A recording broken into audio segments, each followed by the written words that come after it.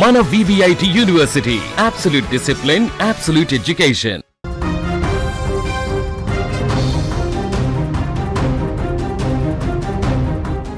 Lucknow batter Mitchell Marsh mass కొట్టుడు ముందు Chennai Super Kings చేతులెత్తేసింది. Play ఆఫ్స్కు చేరాలంటే తప్పక గెలవాల్సిన మ్యాచ్లో చెన్నై తడబడింది. ఫలితం చెన్నైపై లక్నో 7 వికెట్ల తేడాతో ఘన విజయం సాధించింది. 38 బంతుల్లో 90 పరుగులు మార్స్ విధ్వంసానికి తోడు బౌలింగ్లో ఆకాష్ సింగ్ 3 వికెట్లతో అదరగొట్టాడు. దీంతో 188 పరుగులు విజయ లక్ష్యాన్ని మరో 20 బంతులు మిగిలి ఉండగానే ఛేదించింది. ఇక ముందుగా టాస్ గెలిచి బౌలింగ్ ఎంచుకున్న లక్నో చెన్నైని ముందుగా బ్యాటింగ్కు ఆహ్వానించింది. దీంతో చెన్నై సూపర్ కింగ్స్ కు ఆదిలోనే షాక్ తగిలింది.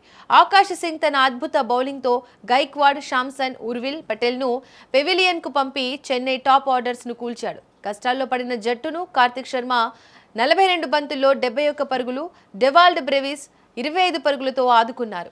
చివర్లో శివం దుబే 16 బంతుల్లో 32 నాటౌట్ మెరుపు ఇన్నింగ్స్ ఆడడంతో చెన్నై నిర్ణీత 20 ఓవర్లలో 5 వికెట్ల నష్టానికి 187 పరుగులు చేసింది.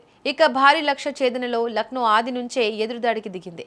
ఓపెనర్లు మిచెల్ మార్ష్, జోష్ ఇంగ్లీష్లు తొలి వికెట్కు 135 పరుగుల భారీ భాగస్వామ్యం నెలకొల్పారు. ముఖ్యంగా మార్ష్ ఆకాశమే హద్దుగా చెలరేగాడు.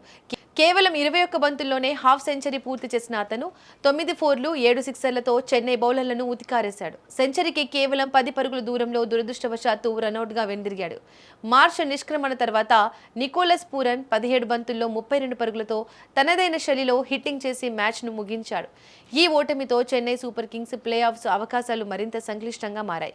లక్నో సొంత గడ్డపై వరుసగా 2వ విజయాన్ని నమోదు చేసుకుంది.